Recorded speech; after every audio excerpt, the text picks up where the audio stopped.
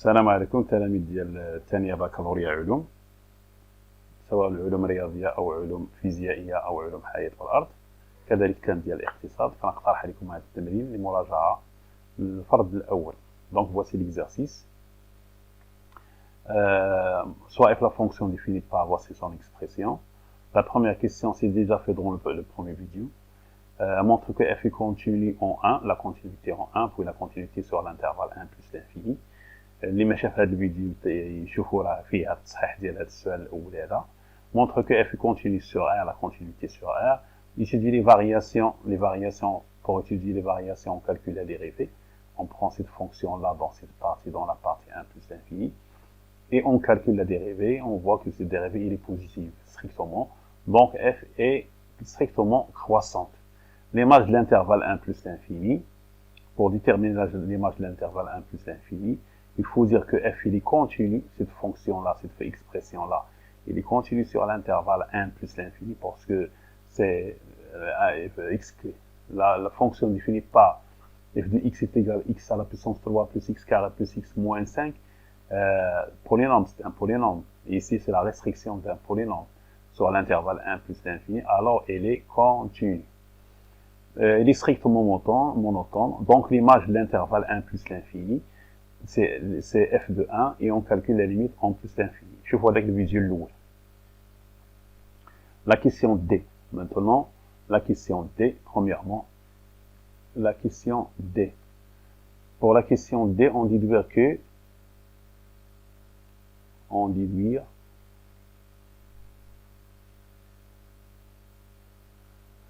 que l'équation f de x égale à 0, cette équation-là, f de x égale à 0, admet une solution unique, alpha, admet une solution unique, alpha, dans l'intervalle 1 plus l'infini. Dans l'intervalle 1 plus l'infini. Alors ici, l'intervalle 1 plus l'infini, on ne peut pas appliquer le théorème des valeurs intermédiaires. Pourquoi? Parce que pour appliquer le théorème des valeurs intermédiaires, on l'applique dans un intervalle AB, avec A appartenant à R, B appartenant à R. On a ici l'intervalle 1 plus l'infini. Alors on ne peut pas appliquer le théorème des valeurs intermédiaires, mais on peut procéder autrement, on calcule, on détermine l'image de 1 plus l'infini. L'image de 1 plus l'infini, puisque f est strictement croissant, c'est égal, et il est continu, il est égal à f de 1, la limite de f de x, en plus l'infini. Pour l'image de 1, on trouve 1 plus 1 plus 1 c'est 3, moins 5 c'est moins 2, plus l'infini.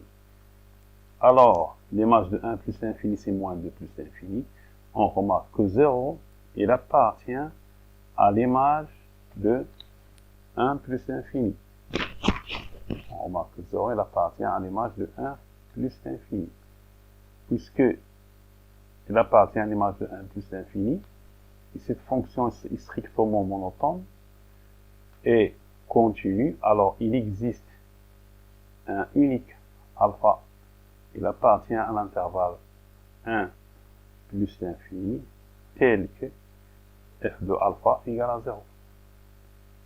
f de alpha égale 0. Pourquoi? Parce que 0, il se trouve dans la partie f de 1 plus l'infini. Ça veut dire qu'il se trouve dans les images de 1 plus l'infini, de l'intervalle 1 plus l'infini. Donc 0, il admet un antécédent et il est unique. Pourquoi il est unique? Parce que cette fonction, elle est strictement monotone. Deuxièmement, la question 2. Donc ici, pour la première question, il ne faut pas appliquer le théorème des valeurs intermédiaires. Pourquoi? Parce que là, on a l'intervalle 1 plus l'infini. On n'a pas ici l'intervalle AB, avec A appartenant à R, B appartenant à R. Pour la deuxième question, montrer que le nombre alpha, défini dans la première question, il est compris entre 1 et 2. Alors ici, on doit appliquer le théorème des valeurs intermédiaires. On a f de 1, on calcule f de 1, on trouve que c'est moins 2, et f de 2 est égal 2 à la puissance 3, c'est 8, plus 2 au carré, c'est 4, plus 2, moins 5. C'est un nombre, ce nombre-là, il est strictement positif. Et ce nombre-là, f de 1 est négatif, f de 2 est positif. Donc, d'après le théorème des valeurs intermédiaires, donc, alpha, le nombre alpha qu'on a défini dans la première question, c'est l'unique solution de f de x égale à 0. Il est compris entre 1 et 2. Donc ici, on a appliqué le théorème des valeurs intermédiaires. On a ici appliqué le théorème des valeurs intermédiaires. Donc, f de 1 est négatif, f de 2 est positif. Alpha, c'est l'unique solution de f de x égale à 0. D'après les conditions, la fonction elle est continue. Donc, alpha est compris entre 1 et 2. La question B. Donnez un autre encadrement de alpha, d'amplitude de 0,5. On a alpha, il est compris entre 1 et 2. Et l'intervalle 1, 2, cet intervalle-là, l'intervalle 1, 2, l'amplitude de cet intervalle, cette amplitude-là, c'est 2 moins 1, il est égal à 1. Mais ici, on demande un intervalle d'amplitude 0,5. Donc, on va prendre le milieu de ce segment-là. 2 plus 1 sur 2, c'est 3 sur 2. Alors, on calcule f de 3 sur 2. F de 3 sur 2. Vous trouverez que c'est f de 3 sur 2. C'est combien f de 3 sur 2? C'est 3. 3 sur 2 à la puissance 3, plus 3 sur 2 au carré, plus 3 sur 2 moins 5. Alors, c'est 3 sur 2 à la puissance 3. 3 sur 2 à la puissance 3, plus 3 sur 2 au carré, plus 3 sur 2, moins 5.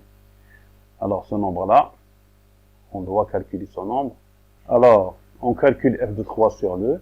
On trouve que c'est un nombre qui est positif. On calcule aussi f de 3 sur 2. Et on a déjà f de 1 et il est négatif. C'est un nombre négatif. Donc, le alpha, d'après toujours le même théorème des valeurs intermédiaires, alpha est compris entre 1 et 3 sur 2. Pour l'intervalle 1, 3 sur 2, pour cet intervalle-là, l'amplitude, c'est la différence entre les bornes. C'est 3 sur 2 moins 1 est égal à 1 sur 2 est égal à 0,5. Donc alpha il appartient à un intervalle d'amplitude 0,5. Maintenant, l'autre question, c'est donner un encadrement de alpha, étudier le signe de f de x sur 1 plus l'infini. Alors maintenant, étudions le signe de f de x sur 1 plus l'infini. Donc d'après cette question, c'est l'étude. On va étudier, étudions le signe de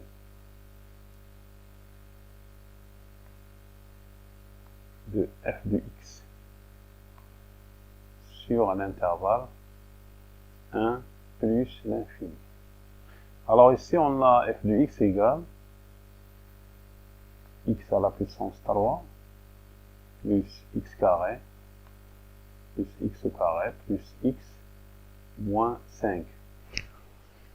C'est un pour les nombres de troisième degré, on ne peut pas calculer le delta. Mais ici, on va étudier le signe de ce polynôme-là.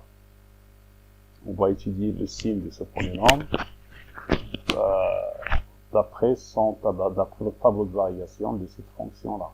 On a le tableau de variation, le voilà, pour la fonction sur l'intervalle 1 plus l'infini. Sur cet intervalle 1 plus l'infini. On a déjà calculé la dérivée, f' de x. C'est un nombre positif. Donc la fonction f, il est strictement croissante sur cet intervalle. On a d'après ce qui précède qu'il existe un unique alpha dont l'image c'est 0. Alors il y en a deux parties, l'intervalle 1 alpha et l'intervalle alpha plus l'infini. X, il peut être ici. Si x, donc si x, il appartient à l'intervalle alpha plus l'infini. Alors, x est supérieur à alpha, ou égal à alpha. Ici, on a x est supérieur ou égal à alpha. On sait que la fonction est strictement croissante. Alors, f de x, il est supérieur ou égal à f de alpha. Alors, puisque f de alpha c'est 0, alors f de x est supérieur ou égal à 0. Dans l'autre cas, si x il appartient à l'intervalle 1 alpha, cet intervalle-là.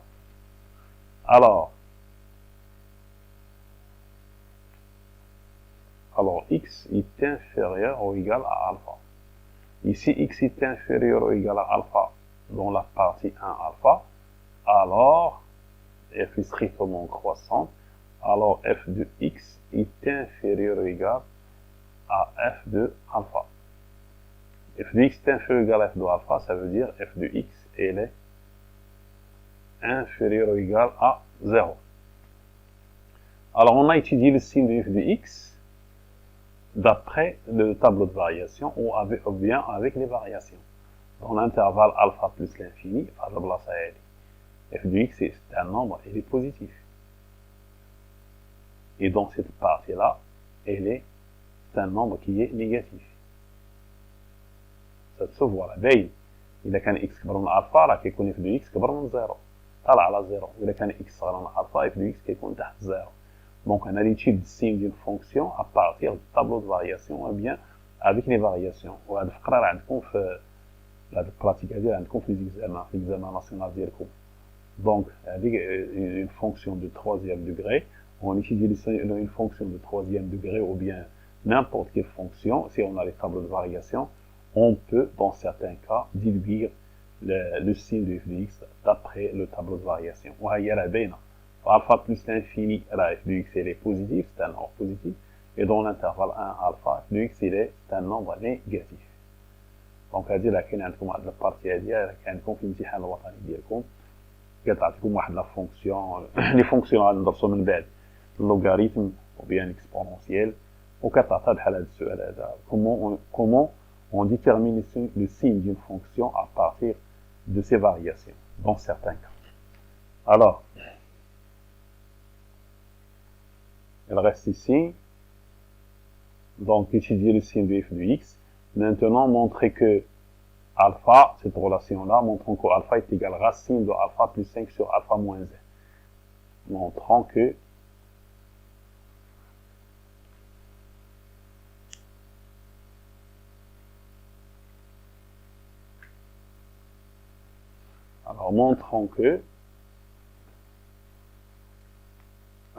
l'équation ici, alpha égale, on va voir ici, la question c'est montrant que alpha égale racine de alpha plus 5 sur alpha moins 1. Montrons que alpha est égal racine de alpha plus 5 sur alpha moins 1. Alpha, il appartient alpha, c'est la solution de l'équation de x égale à 0. Alors, on travaille ici par des équivalences.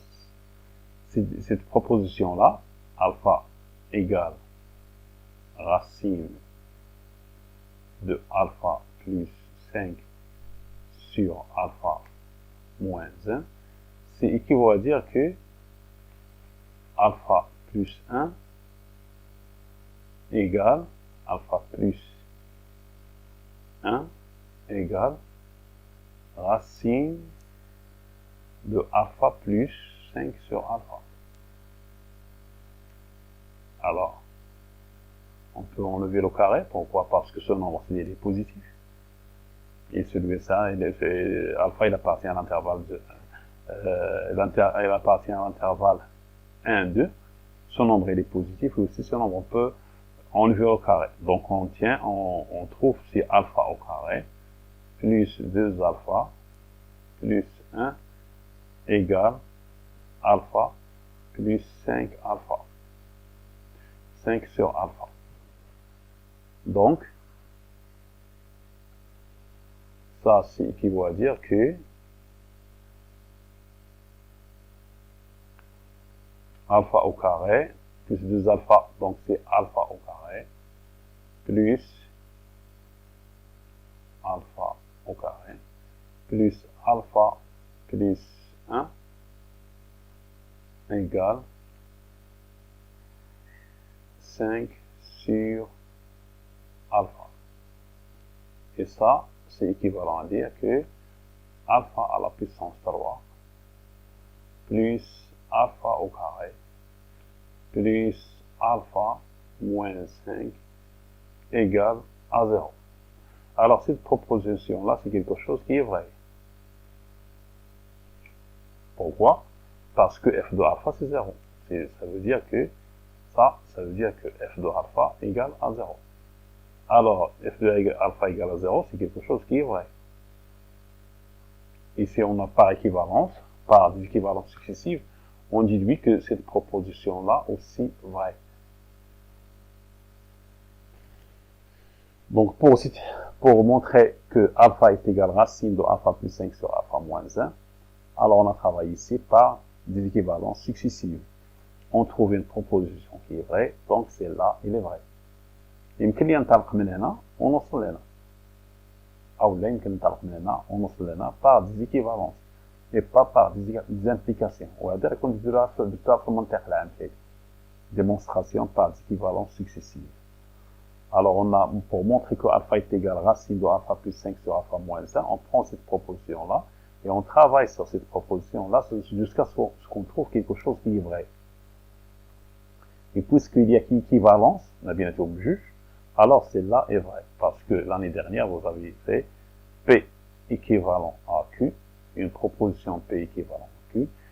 Alors, il faut que, pour qu'il y ait équivalence entre les deux propositions, il faut que les deux propositions ont même valeur de vérité. Tous les deux fausses, ou bien tous les deux sont vrais. Donc, dans ce cas-là, il y a équivalence. Alors, on a ici, voici Q, et voici P. Il y a équivalence ici, cette proposition-là est vraie, donc celle-là, donc la première, elle est vraie. وهذه la طريقة كاين طرق أخرين، المهم هذه ما بين الطرق ما بين les démonstrations par des équivalences successives. L'autre question, ce qui reste maintenant, oui, résoudre dans l'intervalle 1 plus l'infini l'équation x à la puissance 9 plus x à la puissance 6 plus x carré moins 5 égale à 0. Résoudre x à la puissance 9. Donc, c'est la question, le numéro de la question, c'est combien ici? Le numéro de la question, c'est la question 4. La question 4. Donc c'est la question 4. La quatrième question. Résoudre.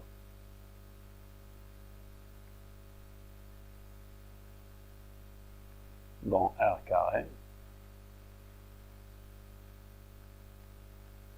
Dans R, l'équation x à la puissance 9 plus x la puissance 6 plus x à la puissance 3 moins 5 égale à 0.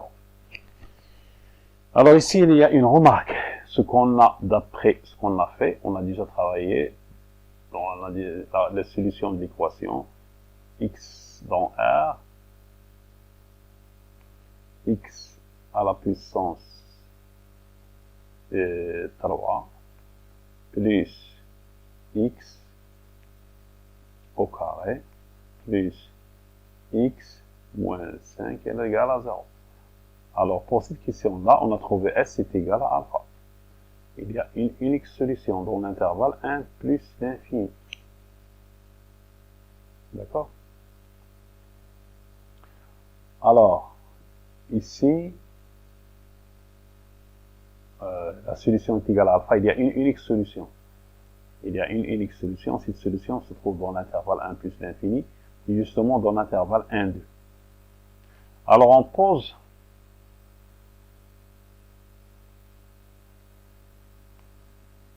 t égale x à la puissance 3. T égale x à la puissance 3. Alors, t égale à x à la puissance 3. Donc, cette équation s'écrit, cette équation-là, il s'écrit. Donc, cette équation, on va la noter E', par exemple, résoudre dans R l'équation E', par exemple. Donc, cette équation E',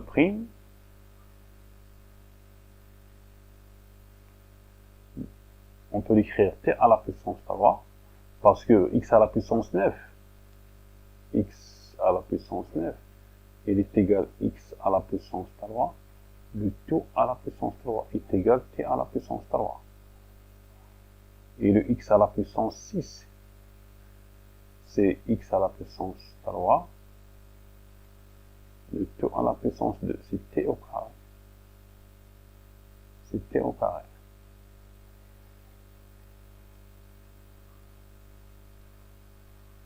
Alors, t à la puissance 3, x à la puissance 9, c'est t à la puissance 3, plus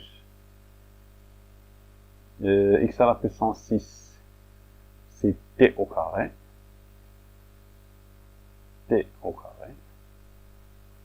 plus t moins 5 égale à 0. Pour cette équation, elle admet une solution. Une seule solution, c'est alpha. D'après ce qui précède, cette équation, elle admet une seule solution, donc ce qui implique que t égale alpha. T égale à alpha, donc t égale à alpha, donc t c'est x à la puissance 3 égale à alpha. Alpha, il se trouve dans la partie 1 plus l'infini, alors t égale la racine cubique de alpha. Vous avez fait la racine cubique. X à la puissance 3 égale à y. D'après le cours, y est un nombre positif, x est un nombre positif aussi, équivalent à x est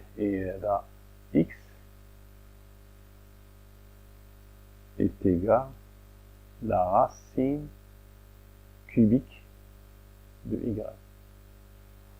D'accord? En général, x à la puissance n égale à y, x positif, y positif, x est un nombre positif, y est un nombre positif, alors x est égal à la racine nème de y. Alors t, c'est racine cubique de, alors c'est pas t, c'est x, c'est x.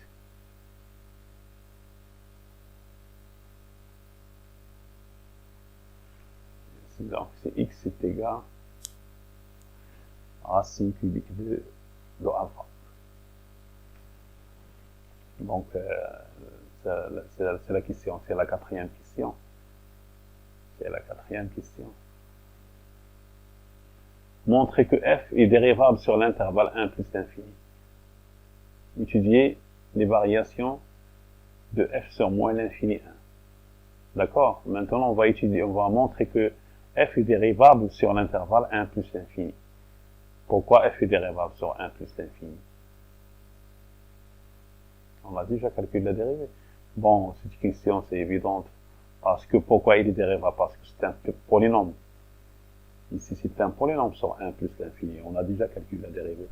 Cette question, on peut pas, on peut, يمكن ندوز هذا السؤال كاع لانه ماشي مهم. On a déjà calculé la dérivée. Alors ici, on a déjà calculé la dérivée, mais si on veut montrer qu'il est dérivable, c'est un polynôme et les polynômes sont dérivables. Étudier les variations de f sur moins l'infini 1. D'accord, ici, d'accord. Sur moins l'infini 1. Sur moins l'infini 1. D'accord? Alors la sixième question, c'est bien. f de x est la racine de 1 moins x plus 2x moins 4. Sur l'intervalle moins l'infini 1. Alors pour cette question-là, sur l'intervalle moins l'infini 1, voici l'expression de f de x. Et pourquoi il est dérivable? On va prendre ici la fonction u,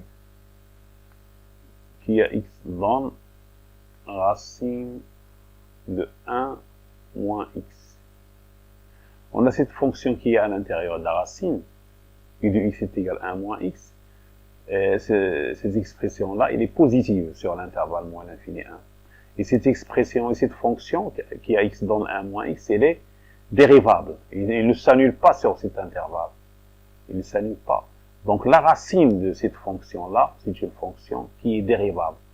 Donc cette fonction-là, voici, on peut dire, voici une autre fonction, la fonction phi, qui a x donne 1 moins x, vérifie quel que soit x appartenant à l'intervalle moins l'infini 1, phi de x est strictement supérieur à 0.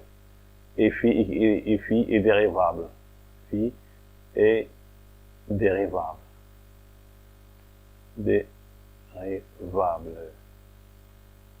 Donc la fonction u est dérivable. Donc cette fonction-là est dérivable. Elle de faire le cours est dérivable.